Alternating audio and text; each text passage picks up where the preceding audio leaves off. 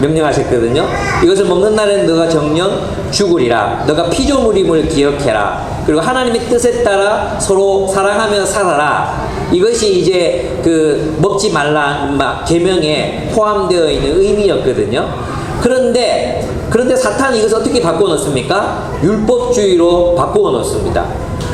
하나님의 원래 의도는 선악과를 따먹고 네가 하나님 되려고 하지 말아라. 그럼 너는 탐욕의 노예가 될 것이고, 탐욕의 노예가 되면 너는 죽을 것이다. 그리고 너뿐만 아니라 네가 앞으로 만들어가는 세상은 전부 죽음의 문화가 지배하게 될 것이다. 그러니까 너는 선악과를 따먹고 나를 떠나지 말아라는 것이었잖아요. 근데 사탄이 했던 게 뭐죠? 뱀을 통해서 하나님이 먹지도 말고 만지지도 말라고 하더냐. 하나님의 원래 의도를 곡해해서 뭘로 만들어 놓습니까? 율법주의로 바꿔놓는 거예요. 먹지도 말고 만지지도 말라고 하더냐. 그 자체의 목적이 있었던 게 아니잖아요. 근데 그 율법주의 그 자체로 이제 이것을 그 계명을 왜곡시켜 놓습니다. 그래서 결국은 어떻게 했습니까? 사람들로 하여금 탐욕과 폭력의 질서, 탐욕의 노예가 되게 만들고 사람들을 그 탐욕과 폭력의 질서 속으로 가두어 버렸던 것이죠. 예, 바로 골로새 교회의 거짓 교사들, 유대주의자들이 했던 일이 바로 그런 일이었던 것입니다. 무엇이었냐 하면 먹지도 말고 만지지도 말고 붙잡지도 말아라 하는 거죠. 그들은 옛 유대교의 금욕주의를 따르려고 하고 있었습니다. 골로새 교회에 침투해 들어온 어떤 이들을 통해서 붙잡지도 말아라, 맛보지도 말아라, 건드리지도 말아라고 가르쳐서 그들을 탐욕과 권력의 노예로 삼으려는 것이었습니다. 결국 이것에 굴복하게 되면 그들은 세상의 질서에 굴복하게 되는 것입니다. 왜냐하면 왜냐하면 그들의 규정과 교훈은 하나님의 마음으로부터 나온 게 아니었어요.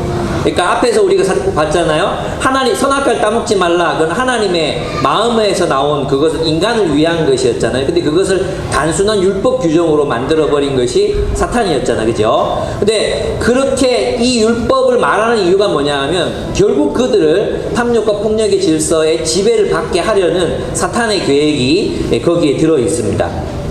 예를 들어 보겠습니다. 예를 들어 보면 여러분 예수님이 안식일 날 병을 고치시잖아요. 그죠? 안식일 날 주로 병을 고치세요. 원래 안식 일하지 말라 그랬는데 자꾸 안식일 날 병을 고치니까 유대인들이 이제 화가 났단 말이에요. 근데 예수님께서 왜 안식일에 병을 고치셨습니까?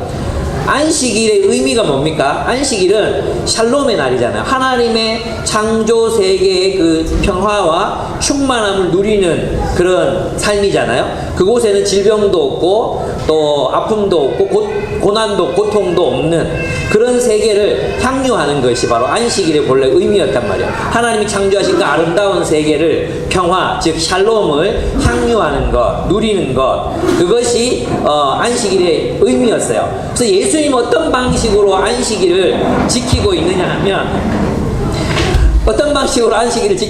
하면 안식일에 사람들을 치유하고 회복시킴으로써 하나님의 창조 원리를 회복하고 계셨어요.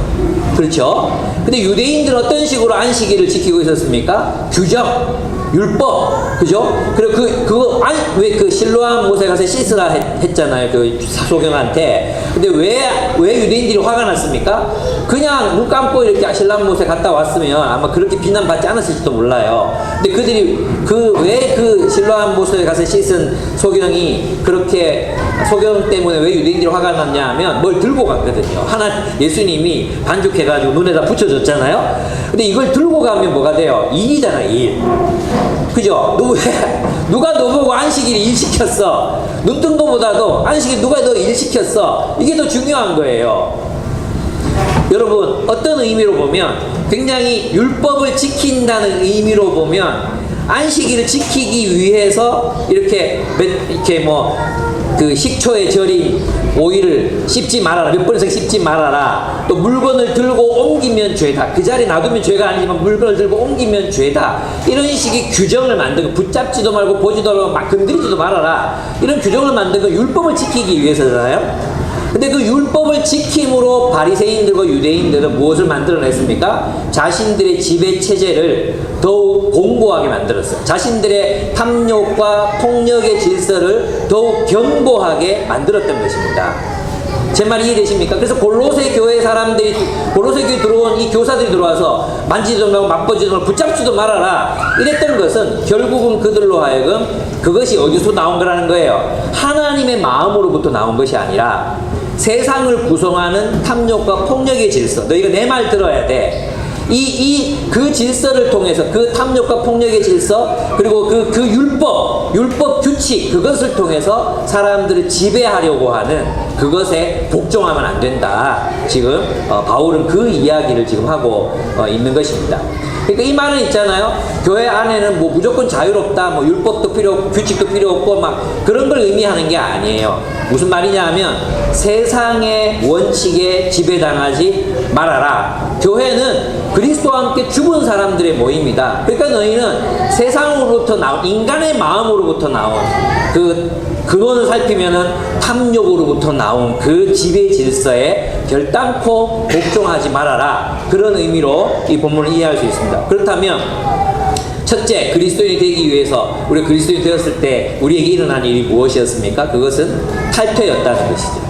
세상의 규범, 세상의 목적, 세상에 있을 때 우리가 추구해왔던 그 모든 것으로부터의 탈퇴, 그리고 새로운 공동체로의 편입, 새로운 공동체로의 들어감, 그것이 우리의 구원이라는 것입니다. 육체의 욕망은 왜 이렇게 그렇죠. 그래서 있잖아요. 이런 얘기를 하는 것이 23절에 보면은 이런 것들은 꾸며낸 경건과 겸손과 몸을 학대하는 데는 지혜를 나타내 보인다. 예, 그것입니다. 결국 이런 어떤 우리의 외적인 것들 있잖아요. 외적인 것들, 이런 것들을 규정하는 율법주의는 결코 우리 안에 있는 육체적인 욕망, 이 육체적인 욕망이라는 것은 죄악된 욕망, 이기적인 욕망, 그 욕망을 억제하고 그 욕망을 다스리게 하는 데는 무기력하다는 것입니다. 그래서 오랫동안 신앙생활한 모태신앙인들, 오랫동안 형식과 율법주의적인 그런 종교생활을 했던 사람들이 외적으로 보면 굉장히 경건해 보이지만 또 언뜻 만나보면 겸손해 보이지만 잘 훈련된 듯 보이지만 그 안에 있는 육체적 욕망, 탐욕, 그것을 극복하지 못한 모습들을 우리는 보는 거죠.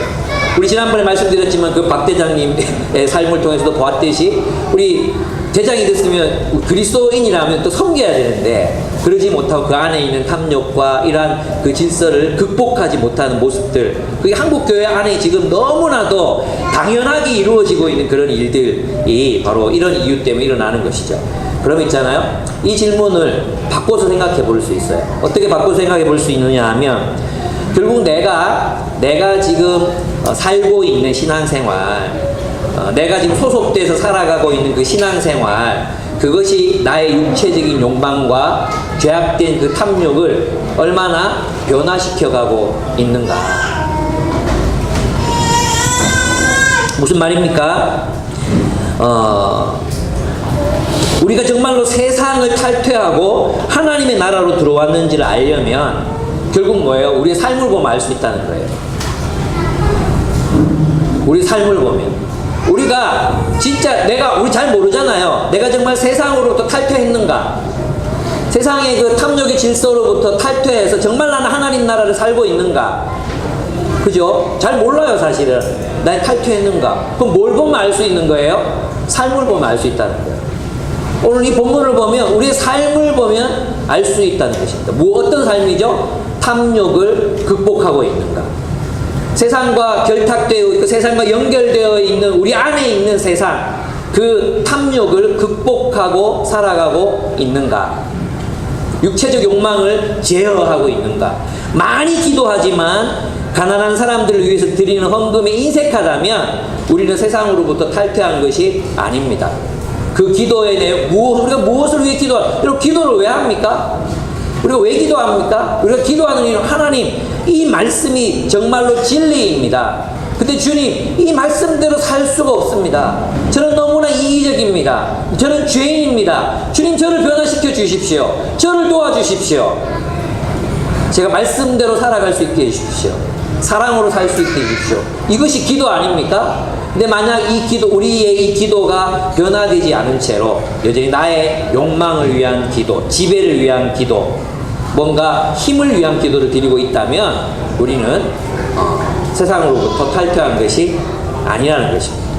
우리가 비록 하나님을 찾고 있다 할지라도 우리가 찾는 그분은 하나님이 아닐 수도 있다는 것입니다. 또 보십시오. 무엇이 또 우리들의 나옵니까? 교리 많이 갑니다. 특별히 개혁주의 진영에 있는 사람들 만나면 이런 분들이 정말로 많습니다. 올바른 진리, 올바른 교리, 그것들을 굉장히 강조합니다. 그런데 자신과 다른 사람들을 용납하지 못해요. 냉담해요. 그것을 주장하면서 다른 사람의 삶에 관심이 없어요. 사랑하지 않습니다. 동정심을 베풀지 않습니다. 심지어는 있잖아요. 어떤 배품 이런 것들조차도 또 헌신, 하나님에 대한 헌신 이런 것들조차도 자신의 위치, 자신의 지위 이러한 것들을 확보하기 위한 것으로 사용할 때가 있습니다. 하나님을 위한 사역에 헌신적으로 봉사하면서도 세력을 과시하고 유명해지려는 욕망에서 벗어날 수 없다. 아니, 그렇다면 우리는 아직 세상으로부터 탈퇴하지 못한 것입니다. 세상으로부터 탈퇴하지 못한 것입니다. 하나님 나라로 들어가지 못한 것입니다. 그래서 여러분, 우리의 진짜 소속, 내가 교회를 다니지만 내가 진짜 그리스도께 속했는지를 알아볼 수 있는 방법은 우리의 삶이라고 생각합니다. 내가 형제 사랑의 삶으로 과연 얼마나 많이 나의 탐욕의 반대말이 무엇입니까? 형제 사랑 아니겠습니까? 내가 나의 탐욕을 극복하고 얼마나 형제 사랑의 삶으로 나아가고 있는가를 돌아보아야 한다는 것이죠. 그럼 그렇게 하려면 어떻게 됩니까? 두 가지 하라고 말합니다. 옛사람 벗고 새사람 입으라는 것입니다. 옛사람을 벗고 새사람을 입으라는 것입니다. 여러분, 옛사람이 뭡니까? 여러분, 본문에 보면은 옛사람을 벗어버리라 그랬는데 땅에 있는 것들 생각하지 말고 위에 있는 것들 생각하라. 땅에 있는 것들이 무엇이죠? 땅에 있는 지체. 이 본문에 보면 5절에 보시면 이렇게 되어 있습니다. 그러므로 땅에 속한 지체의 일들 곧 음행과 더러움과 정욕과 악한 욕망과 탐욕을 죽이십시오. 탐욕은 우상 숭배입니다. 이런 것들 때문에 순종하지 않는 자들에게 하나님의 진노가 내립니다. 우리가 탐욕의 질서 속에서 살아가고 있다면 우리는 죽음의 문화 속에 있는 것이고 하나님이 우리에게 진노하시겠다고 말씀하고 계십니다. 우리 진짜 그리스도인이라면 우리는 우리의 탐욕을 극복해 가고 있어야 합니다. 고로새 교인들은 잘 안 됐겠죠. 그래서 아마 바울이 이렇게 신랄하게 너희가 그리스도와 함께 다시 죽었다가 살아났는데도 아직도 세상을 추구하느냐, 그렇게 아마 묻고 있는 것 아니겠습니까? 여러분, 땅에 속한 지체를 죽이라는 말을 제국과 천국에서는 이렇게 말합니다. 잘못된 충성심을 버리고 당신을 사로잡는 오만한 권세들에서 벗어나라. 땅의 것을 죽이라는 바울의 명령은 당신의 삶을 장악하고 있는 제국의 상상력과 실천의 흔적을 죽이라는 뜻이다. 그것이 당신을 죽이기 전에 먼저 그것을 죽이라. 땅에 속한 일은 세 가지 정도로 나타나는데요. 성적, 헌신 없는 성적 쾌락의 추구, 부부관계를 떠난 헌신, 부부관계의 헌신과 사랑, 이것을 떠난 성적 쾌락의 추구로 나타납니다. 굉장히 많이 얘기합니다. 5절에 보면 음행, 더러움, 정욕, 악한 욕망, 이게 전부 성적인 죄를 말하는 것입니다. 그러니까 이것은 뭐냐 하면 결국 다른 사람의 신체를, 다른 사람 존재를 뭘로 보는 것입니까?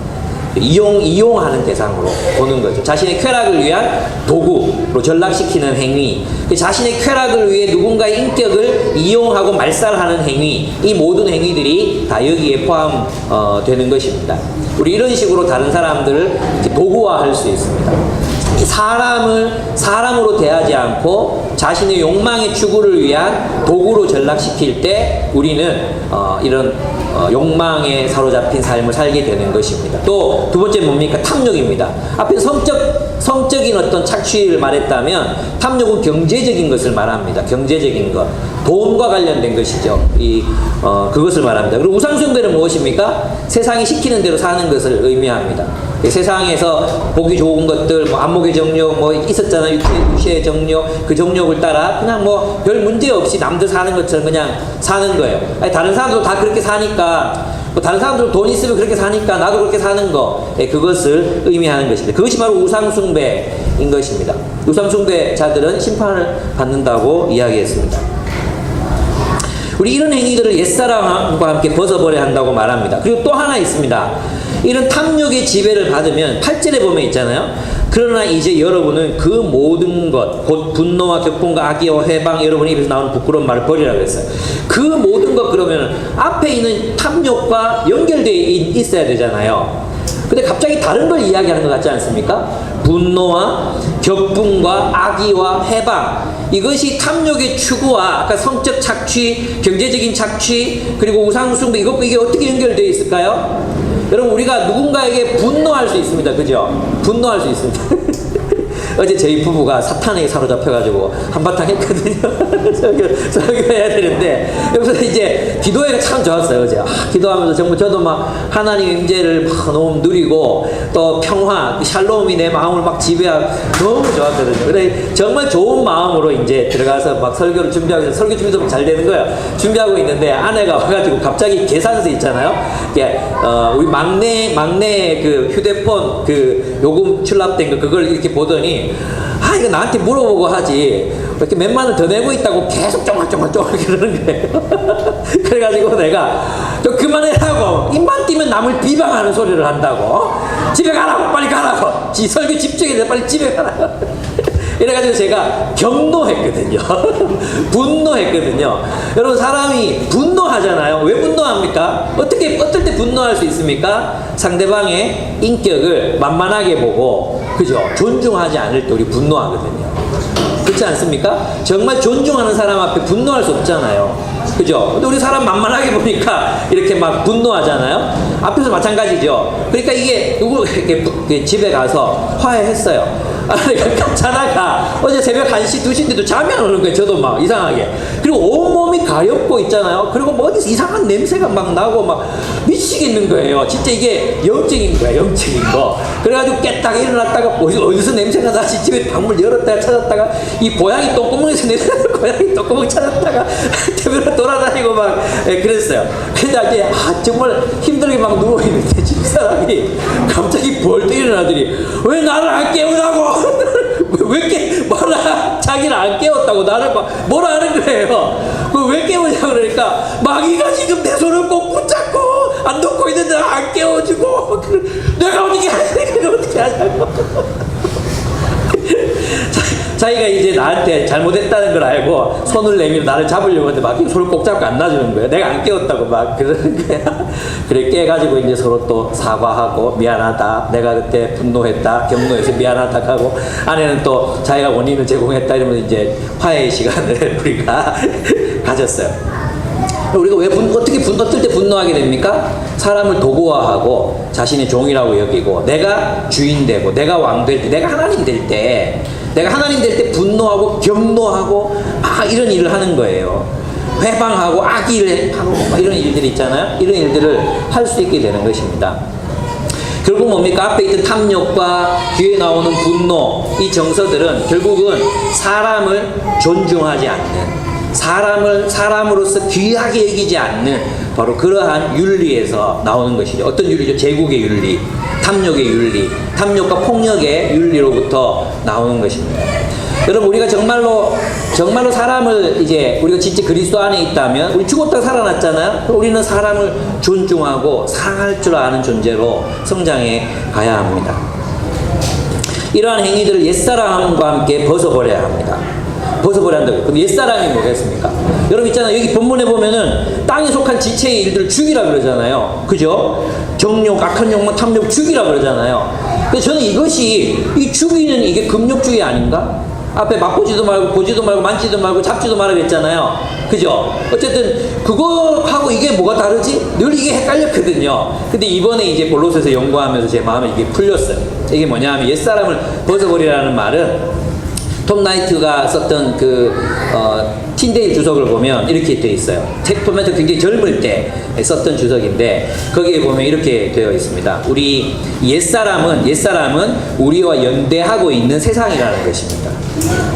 그러니까 우리는 세상 공동체에 속해 있으면서 세상이 추구하는 것을 그 속에서 우리가 형성되잖아요. 그게 우리 육신이거든요. 이 옛사람을 벗어버리라는 것은 곧 세상을 벗어버리라는 뜻과 똑같은 거예요.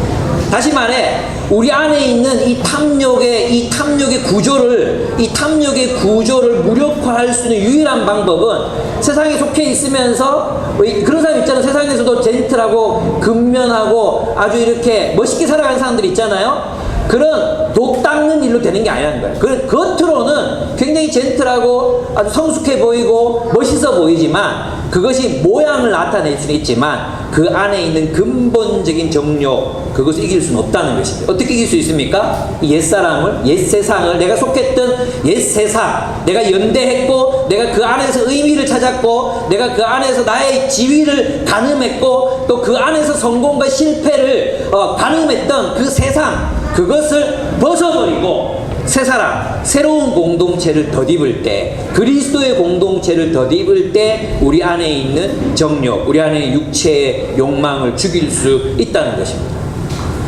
이게 안 되면 우리의 육체적인 욕망을 죽일 수가 없습니다. 예. 세상에 속해 있으면서 아무리 있잖아, 다른 사람을 도구화하고 착취하고 성적으로 착취하고 경제적으로 또 자기 자신만을 위해서 사는 이 그것을 전부가 다 추구하고 있는데 내가 그 속에 있으면서 있잖아, 내가 다르게 살겠다? 불가능하다는 거예요. 벗어버려라. 세상을 벗어버려라. 그리고 어디로 가야 됩니까? 그리스도를 덧입어라. 그리스도의 세계, 그리스도가 통치하시는 위의 것을 추구하라. 위의 것을 추구하라. 그 위의 게 뭡니까? 오늘 본문에 나오는 12절을 보시면은 사랑받는 거룩한 사람답게, 구별된 사람답게, 구별됨이 뭐예요? 다르게 사는 거 아니에요? 다르게 사는 거. 거룩하다가 무슨 뜻입니까? 다르다는 거 아닙니까? 세상 사람들하고는 다르게 이렇게 살라는 것입니다. 긍휼과 친절함과 겸손함과 온유함과 오래 참음을 옷 입듯이 하십시오. 이게 뭡니까? 공동체 윤리거든요.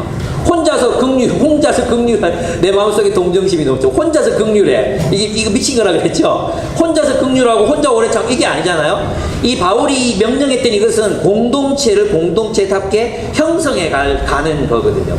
그래서 새 사람을 입으라는 얘기는 뭐냐 하면 그리스도의 공동체를 덧입는 것을 말합니다. 저는 여기 이 진리가 있다고 생각합니다. 여러분, 우리 안에 있는 육체적인 이 정욕이 어떻게 제어될 수 있는지 아십니까? 중독이 어떻게 극복될 수 있는지 아십니까? 세상에 대한 이 탐욕과 욕망, 이게 어떻게 극복될 수 있습니까? 그것은 사랑이 넘치는 공동체입니다. 해답은 공동체예요. 중독자들이 어떻게 알코올 중독, 성중독, 무슨 포르노 중독, 이거 어떻게 극복합니까? 혼자서 백날 노력한다고 극복되는 게 아니라 진정한 공동체를 이루고 있는 모습 그대로 사랑받고 사랑하고 사랑을 주고 사랑을 받고 마음이 소통되고 누군가와 진짜 교제, 참된 교제를 할 수 있을 때 그 사람 안에 있는 중독이 극복이 되는 거거든요. 그래서 있잖아요. 그래서 그냥 금욕주의만으로는 산산이 부서진 교회, 서로 연결되지 않은 교회, 서로 연결되지 않은 채로 옳고 그름만 있는 교회, 그런 교회에서는 우리는 더욱더 고립돼 갈 뿐이고 더욱더 오히려 육체의 욕망에 사로잡힐 수밖에 없다는 것입니다. 새 사람을 입어야 합니다. 새로운 공동체가 되어서 머리로부터 영향을 공급받고 서로 연결되고 마디와 마디가 연결되어서 서로 사랑하는 공동체를 이룰 때 그는 죄를 이길 수 있습니다. 죄를 극복할 수 있습니다.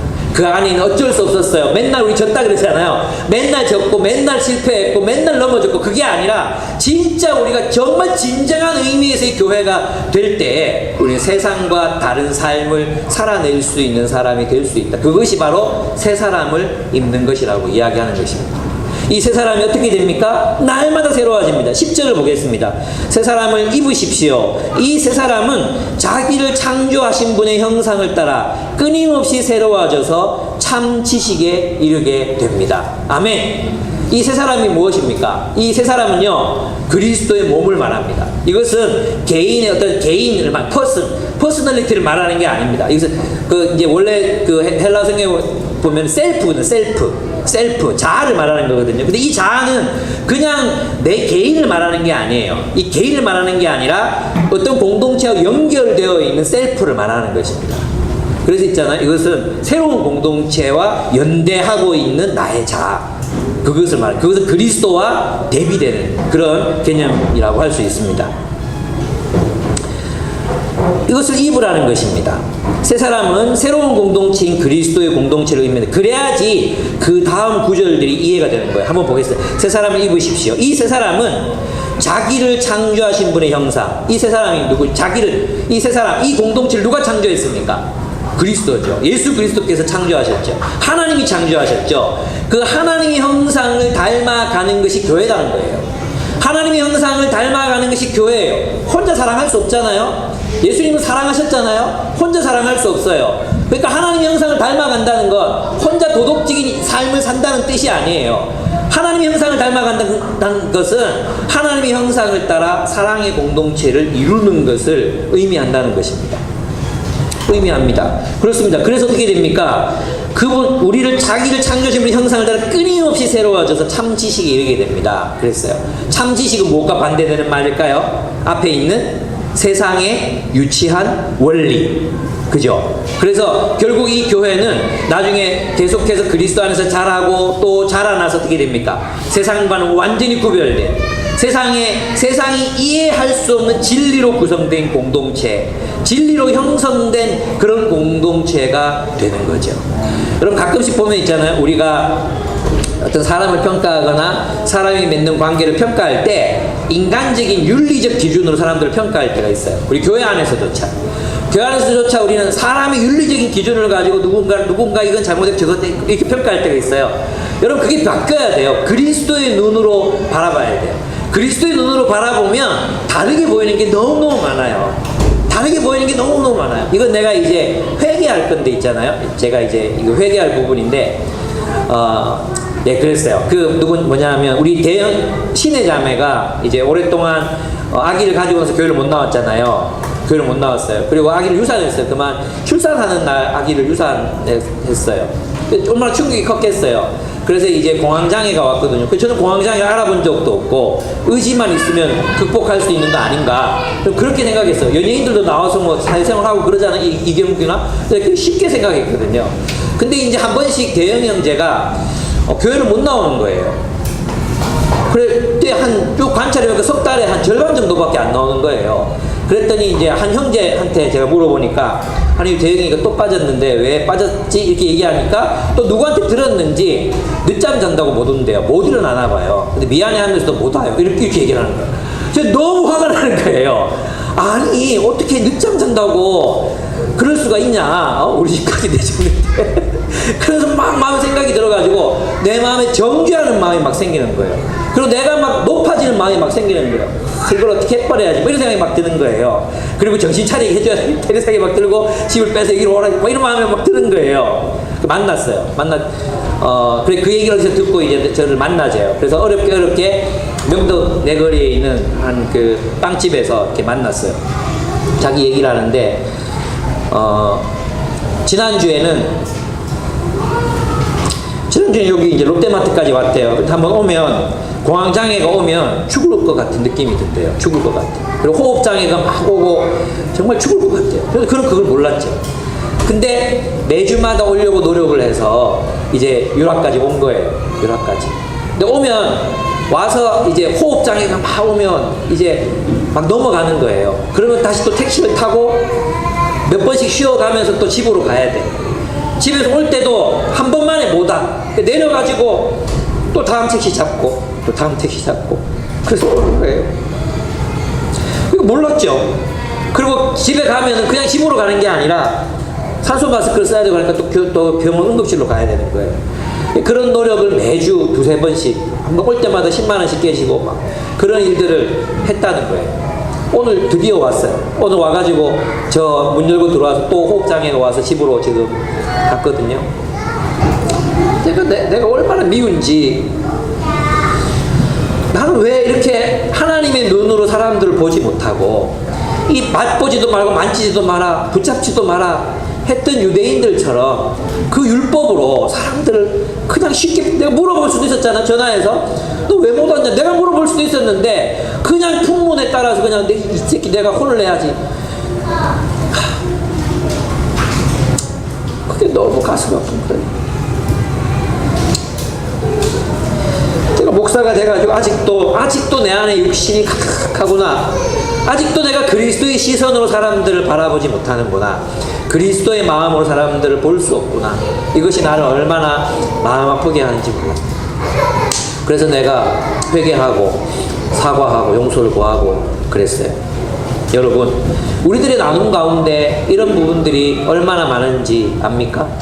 되게 막 윤리적인 것 같고 도덕적인 것 같죠. 우리가 누군가를 삶을 이렇게 쉽게 말할 때는 그러면 안 되지, 그렇게 말할 때는 굉장히 쉽죠.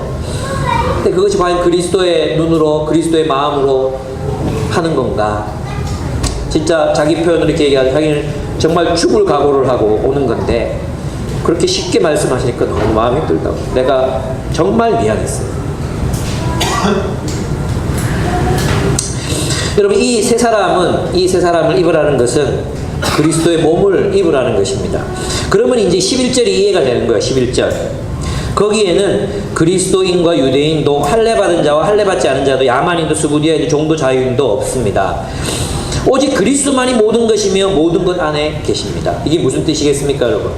여러분 있잖아요. 세상은 어떻습니까? 세상은 자신의 존재의 기반을 어디에 둡니까? 혈족, 가족에 두는 거, 가족. 또 어디에 둡니까? 자신의 존재의 기반은 노예, 계급에 두는 거죠. 경제적인 어떤 소유, 종이냐 노예냐 이런 것에 두는 거죠. 남자와 여자, 지역, 대구 사람, 광주 사람 이런 것에 둔단 말이에요. 근데 그리스도 안에는 이게 없다는 것입니다.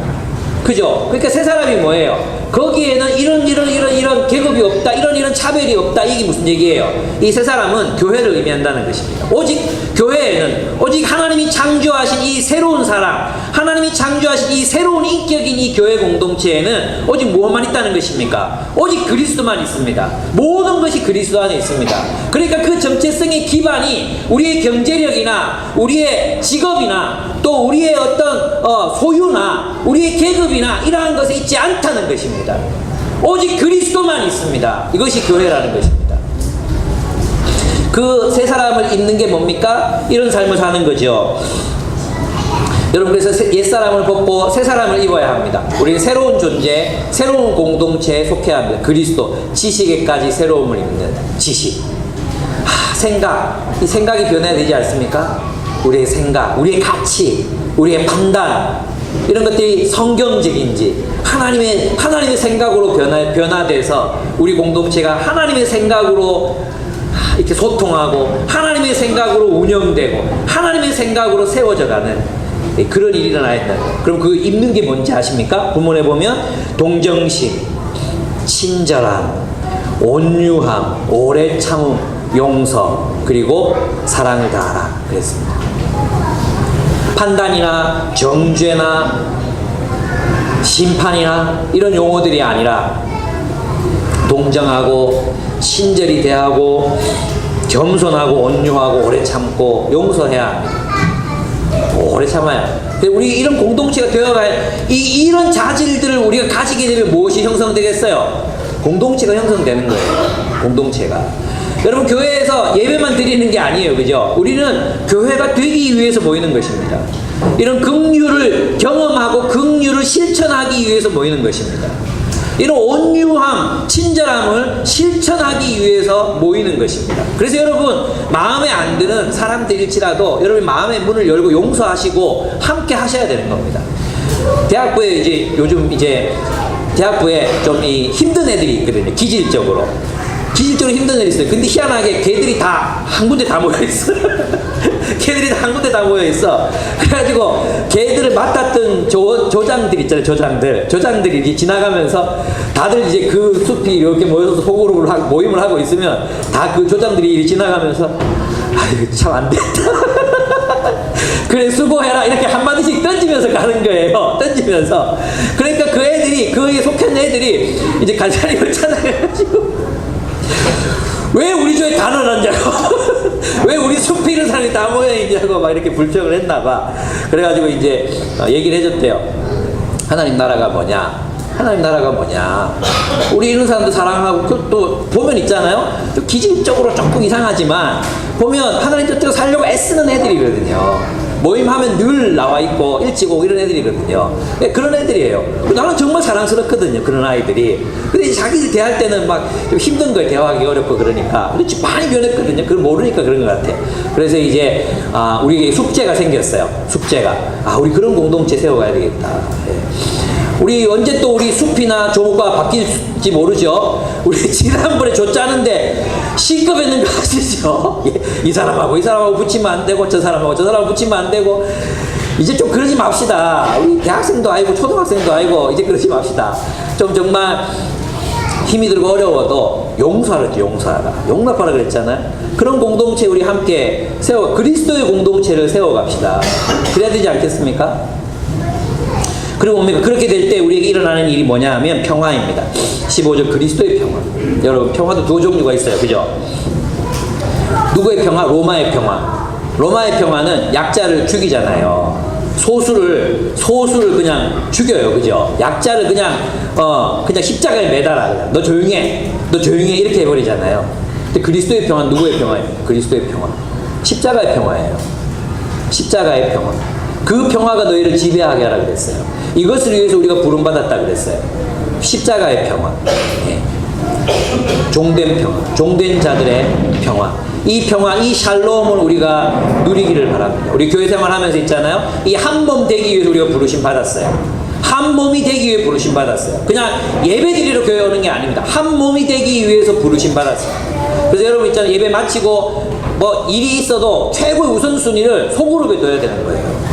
왜 여러분 예배 마치고 막 집에 가고 막 그럽니까? 일 있다고 집에 가고 막 그럽니까? 피곤하다 집에 가고 그럽니까? 저는 그러면 안 된다고 생각합니다. 우리가 예배만큼 소그룹 모임이 중요합니다. 거기에서 우리는 교회가 되는 것입니다. 서로 사랑해야 하는 것입니다. 그리고 우리 이제는 이렇게 했으면 좋겠어요. 이제는 매주마다 여러분 PB에서 나눔을 하세요. 애가 뭐 있고 애를 봐야 되고 애 안고 하면 되잖아요. 그리고 정말 한 그룹에서 못해. 그러면 원투원 하세요. 원투원. 그래도 애가 좀 말 듣는 애하고 안 듣는 애 이렇게 둘이서 해가지고 그냥 매주 나눔을 하는 거예요. 1대1로 하면 되잖아. 1대1로. 애 일어나서 그럼 따라가면서 얘기해.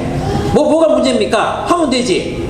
예. 그래서 있잖아요. 소금으로 꼭 다 앉아가지고 막 얘기할 생각하지 말고 놀이터 가서 하는 거예요. 말씀을 나누세요. 그리스도의 말씀이 충만하게 거해야 우리가 하나님 나라 안 됩니다. 여러분 솔직히 딱 깨놓고 TV에서 예수도 제대로 안 해오면서 2주에 한 번씩 하는데 한 번 예습 안 하면 한 달에 한 번 하잖아요. 그 한 달에 한 번 빠지면 2달에 한 번이야. 그러면서 무슨 하나님의 말씀이 우리를 지배할 수 있겠습니까?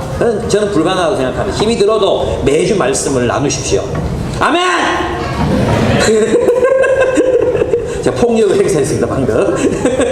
예, 그렇게 하셨으면 좋겠습니다. 그래서 그리스도의 평화를 누리는 공동체가 되어야 합니다. 저는 본문에 보면 평화를 누리라, 향유하라 그러잖아요. 또 감사하라는 얘기가 3번에 나와요, 3번. 감사하라. 이게 우리의 정서가 돼야 돼. 그죠? 우리 초대교회 성도들 우리만큼 안 힘들었겠습니까? 우리만큼 힘들었습니다. 초대교회 성도들은 육아 안 했겠습니까? 초대교회 성도들은 일 안 했습니까? 노예들도 있었고 경제적으로 어려웠습니다. 예수 믿는다고 집에서 쫓겨나고 막 그랬습니다. 근데 이제 바울이 그들에게 뭐라고 말합니까? 평화를 누리라. 또 뭐라고 말합니까? 감사하라고. 감사하라. 하나님이 주신 선물에 감사하라. 여러분, 이 감사는 세상과 다른 그리스도인들만의 정서입니다. 세상은 자신이 가지지 못한 것들을 바라보면서 불평하고 불만합니다. 그러나 그리스도인들은 하나님이 선물로 주신 세상을 바라봅니다. 그래서 감사하는 것입니다. 감사하는 거예요. 우리 직장인 숲에 현경자매 있잖아요. 우리 아시겠지만 계류유산 했거든요. 사실 이제 예수님 믿고 나서 처녀 때 조금 힘들었어요. 많이 힘들다가 최근 몇 년 동안에는 굉장히 하나님이 참 형통해 주셨어요. 학원도 칠곡에서 제일 잘 되죠. 또 같이 일하는 사람들도 너무 행복한 사람들하고 같이 일하죠. 교회 사역도 맡으면 열매가 있고 사람들도 굉장히 행복하게 일했거든요.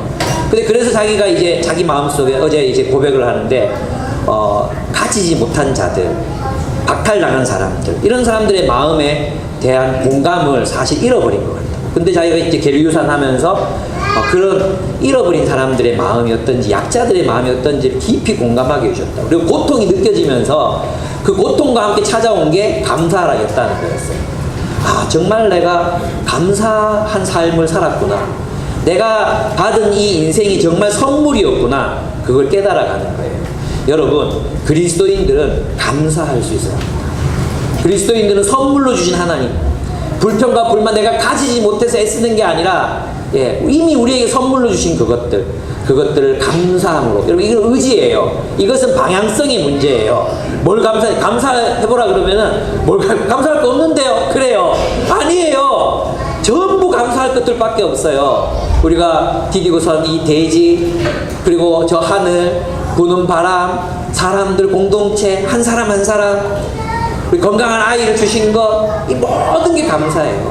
여러분, 지금 여러분 육아 때문에 힘들고 미치고 죽을 것 같죠? 지금 몸이 힘들죠? 애들 좀 커봐. 마음이 얼마나 아픈지 몰라요. 겪어봐야 돼. 진짜 겪어봐야 돼. 지금 그래서 그때가 좋았지 이런 얘기 하게 돼요. 아유, 모르지. 그게 뭔지 모르지 진짜. 그렇습니다.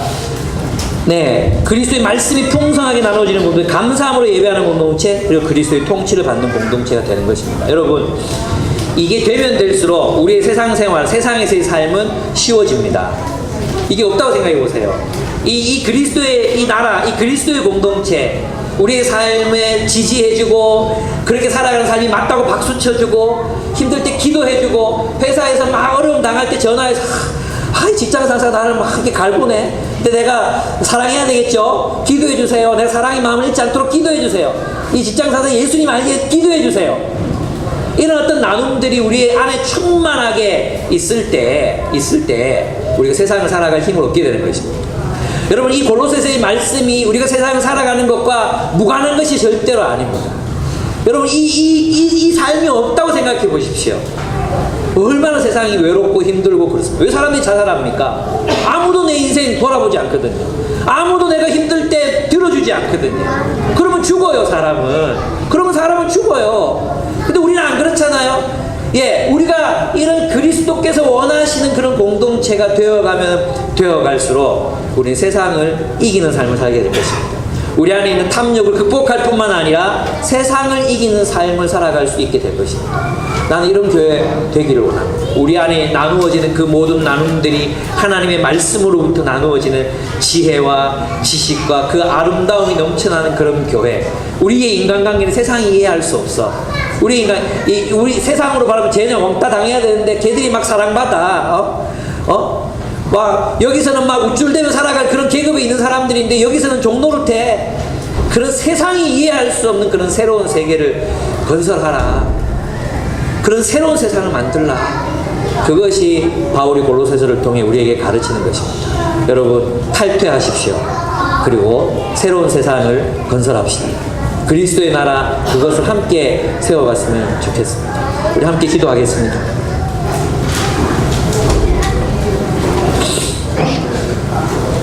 여러분, 우리는 어디에 속해 있었는지, 우리 옛사람, 우리의 옛 공동체, 우리가 그리스도인이라고 말하면서도 여전히 무의식적으로 우리가 인간관계를 맺고 살아가는 삶의 목표, 이런 것들이 세상에 속한 것이 아니었는데, 내 안에서 이런 세상으로부터 나온, 탐욕으로부터 나온 그런 어떤 삶, 행동, 선택, 그런 것들이 없었는지 한번 돌아봅시다. 그리고 새 사람을 입기로 결단하고, 하나님, 내 안에 이 세상을 내가 이기게 해 주십시오. 극복하게 해 주십시오. 주님이 원하시는 세상, 그런 공동체, 아름다운 공동체를 세워갈 수 있도록 하나님 도와주십시오. 주님, 정말 세상에 낙담한 자들이 여기에서 힘을 얻고, 주님, 우리가 힘들고 어려울 때 서로 의지하고 그리스도의 이름으로 중보하는 그런 아름다운 공동체, 지식에까지 새로워지는 공동체 세워가게 해주십시오. 우리 함께 기도하겠습니다.